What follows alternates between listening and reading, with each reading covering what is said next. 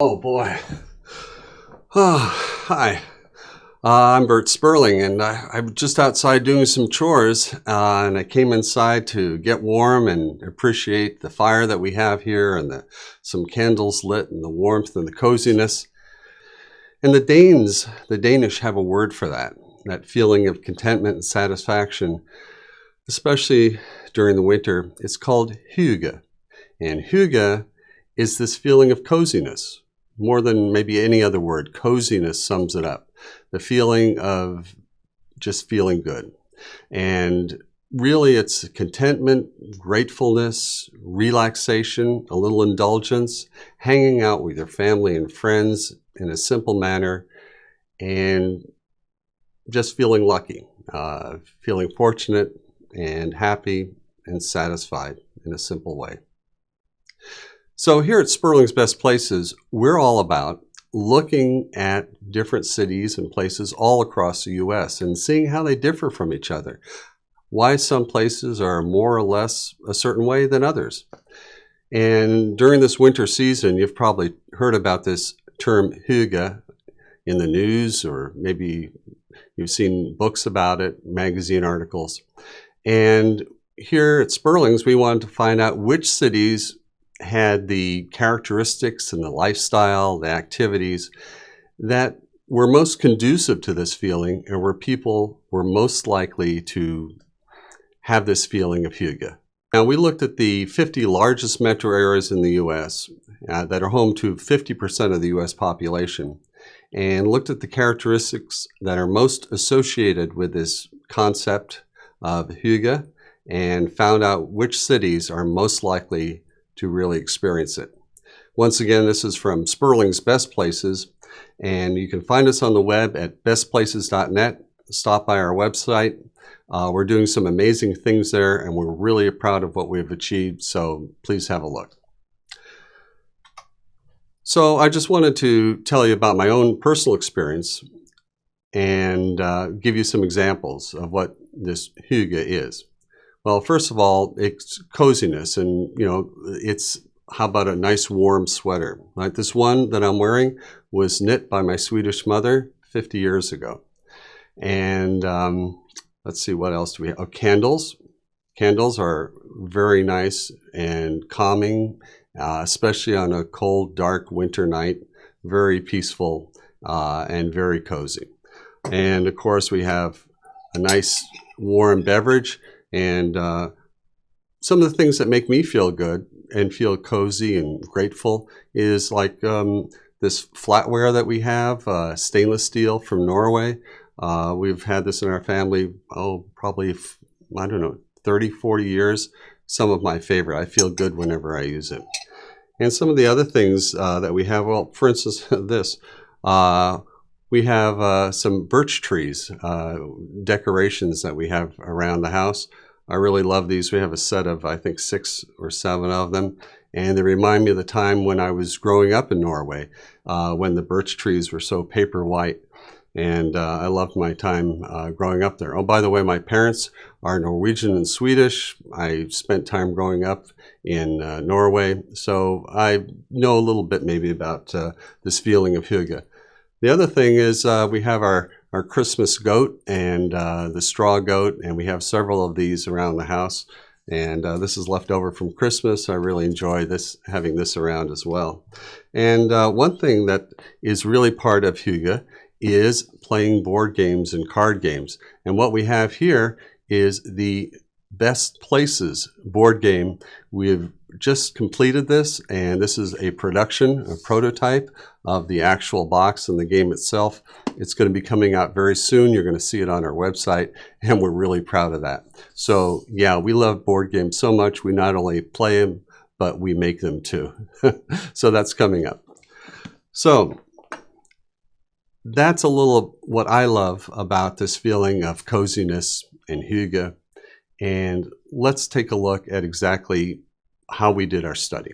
So for the basic concept of hygge, we're looking at 4 main categories. The first one we looked at was cozy weather. We felt that having cozy weather was important because you're just more likely to feel gratitude to be inside when it's cold, dark, wet, snowy, kind of miserable at times, and you're just going to feel good inside. So when we looked at weather, we looked at the number of overcast days per year where the sun didn't come out. We looked at the amount of precipitation. We looked at the snowfall. We looked at the number of rainy days, and we looked at a low temperature as well. So the combination of all those factors made for cozy weather. The other thing we looked at were fun activities. Now, the kind of activities we looked at, well, I'll get into those in a little bit, but we also looked at fireplaces. Now, we have some information from the government which actually has the percentage of homes with fireplaces. So we figured the places that had more fireplaces are more likely to enjoy a cozy fire. And we also looked at gathering places, venues where people are likely to gather. And in the next screen, we'll see exactly what we looked at there. So here's a breakdown of the activities we measured to get a feeling of being Hygge. First of all, as far as activities, we looked at board games, the likelihood of people playing board games. And of course, that's a great way to get together with family and friends. Reading books is a great thing to do by yourself, to curl up with a good book in front of a fire or a heater or under a blanket. That's really Hygge. Cooking for yourself or cooking with friends and family is a very great way to experience contentment. And of course, you get to eat it at the end. That's a great feeling too. Card games, like playing board games, very much of a Hygge activity. It's inexpensive, it's convivial, and sharing a good time together. And finally, we looked at knitting and needlework. Now, these are categories which the Danes themselves often mention as something that they associate with the whole concept of Hygge. So we took it from them and we applied our own research to it, and this is what we use for activities. Okay, you've been very patient, but here's our list of the top 10 Hygge cities in the United States. And number 1, Seattle, Washington. It earned its spot by being number 1 in reading books, and 58% of the homes have fireplaces. Number 2 is Portland, Oregon, which was number 1 in Hygge Venues, which are the brew pubs, cafes, coffee houses, and number 2 in overall Hygge Pastimes. Number 3, Minneapolis, Minnesota. That was number 3 in Hygge Pastimes and number 4 for cozy weather. Number 4 was Salt Lake City, and that was an interesting one because Salt Lake City has the highest concentration of the population with Danish ancestry. Huge number of Danes overall. I think 4% of the population originally come from Denmark. So that was very interesting. They're also number 1 in the country for board games and card games that they love to play. Number 5, Denver, Colorado. 54% of folks' houses in Denver have fireplaces, and it's number 5 in the country for home cooking.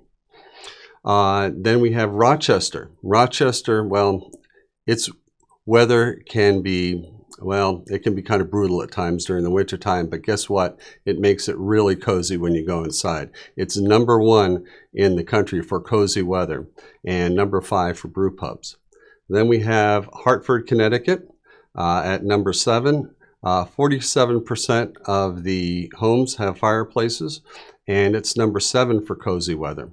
Then we have Boston at number 8. That was in number 4 for reading books and also for knitting and needlework. Then we have Cleveland.